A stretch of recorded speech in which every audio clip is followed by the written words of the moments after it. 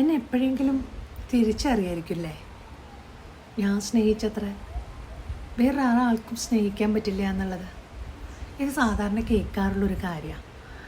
അതായത് അവരുടെ ആ ഇഷ്ടം അത്രമാത്രം സ്ട്രോങ് ആയിരുന്നു എന്നുള്ളത് ഇതാക്കാൻ ആരെയാണ് നമ്മൾ ബോധ്യപ്പെടുത്താൻ നോക്കുന്നത്? ആരെയാണ് നമ്മൾ ബോധ്യപ്പെടുത്താൻ ആഗ്രഹിക്കുന്നത്? നമ്മൾ അത്ര ഇഷ്ടപ്പെട്ടൊരു വ്യക്തിയുടെ അടുത്ത് നമ്മൾ അവരെ സ്നേഹിച്ചിരുന്നു, നമ്മളോളം ഇനി വേറെ ആരും സ്നേഹിക്കുന്നുണ്ടാവില്ല ഒരിക്കലും എന്നൊക്കെ, ഇതൊക്കെ എല്ലാ മനുഷ്യരും ഒരു ബ്രേക്കപ്പ് മൊമെൻറ്റിൽ ചിന്തിക്കുന്നൊരു കാര്യമാണ്. എൻ്റെ വാല്യൂ തിരിച്ചറിയണം, എന്നിലേക്ക് മനസ്സിലാക്കിയെടുക്കണം, തിരിച്ചു വരണം. അതൊരു ഹീലിങ്ങിൻ്റെ ഒരു പ്രോസസ്സിൽ ആദ്യം വരുന്ന കുറച്ച് കാര്യങ്ങളാണ്. നമ്മൾ ഏതൊരു പ്രോസസ്സിലും കുറേ ക്വസ്റ്റ്യൻസ് നമ്മളോട് തന്നെ നമ്മൾ ചോദിക്കും. ആ ക്വസ്റ്റ്യൻ കൂടെ കടന്നു പോയിട്ട് തന്നെയാണ് നമ്മൾ ഓക്കെ ആവുക. നമ്മളെ ശരിക്കും മുറിവുകൾ ഉണങ്ങുമ്പോൾ അവരുടെ പേര് കേട്ടാലൊന്നും നമുക്കൊരു പ്രശ്നവും ഇല്ലാണ്ടിരിക്കും. ആണോ, അതെയോ, ഓക്കെ. അവർ നമ്മളെക്കുറിച്ച് ആലോചിക്കുന്നുണ്ടാവുമോ, അവരിപ്പോൾ എന്താ ചെയ്യുന്നുണ്ടാവുക, ഇവരെന്താ ചെയ്യുന്നുണ്ടാവുക, ഞാൻ ഇനി ഒരിക്കലും പോകില്ല. അങ്ങനെ റിപ്പീറ്റ് ചെയ്ത് നമ്മൾ ആ ഡയലോഗ്സ് പറഞ്ഞു ഇങ്ങനെയൊക്കെ നിൽക്കുമ്പോൾ സംവേർ എവിടെയോ നമ്മുടെ ഉള്ളിൽ ഇപ്പോഴും അതവിടെ കിടക്കുന്നുണ്ട് എന്നാണ് അർത്ഥം.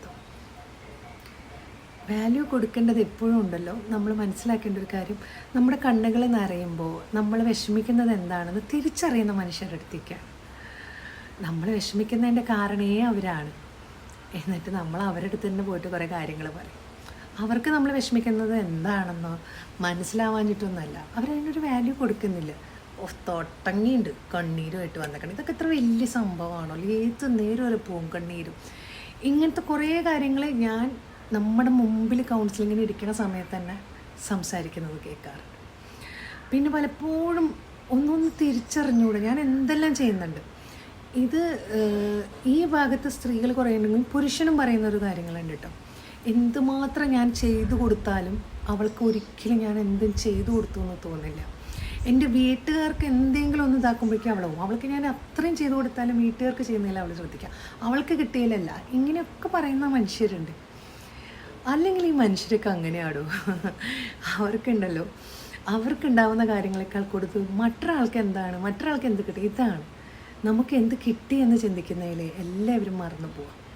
ഒരിക്കലെങ്കിലും നമ്മളൊരു വ്യക്തിയെ, മനുഷ്യനെ അല്ലെങ്കിൽ ഒരാളെ നമ്മൾ സ്നേഹിച്ചിട്ടുണ്ടെങ്കിൽ നമ്മൾ ആ വ്യക്തിക്ക് അങ്ങോട്ടും ഇങ്ങോട്ടും ഒരു പരസ്പര ബഹുമാനത്തോടു കൂടിയെങ്കിലും പിരിഞ്ഞു പോകാൻ പോലും സാധിക്കുന്നില്ല. എല്ലാവരും ഒരാളെ ഒരു റിലേഷൻഷിപ്പിൽ മറ്റൊരാൾക്ക് പ്രശ്നം ഉണ്ടാകും, മറ്റയാൾ നന്നാവാൻ നോക്കുമ്പോൾ സപ്പോർട്ടിംഗ് ആണ് കൊടുക്കേണ്ടത്. പരിഹസിച്ചിട്ട് അവരെ നന്നാവാനുള്ള എല്ലാ സാഹചര്യവും ഇല്ലാണ്ടാക്കും. ആർക്ക് വേണ്ടിയിട്ടാണ് ഞാൻ നന്നാവുന്നത്, ഇങ്ങനെ എന്നെ അപമാനിക്കുന്നു, ഈ തരത്തിലേക്ക് എത്തുന്നത് നമ്മൾ കാണാറുണ്ട് ചില റിലേഷൻ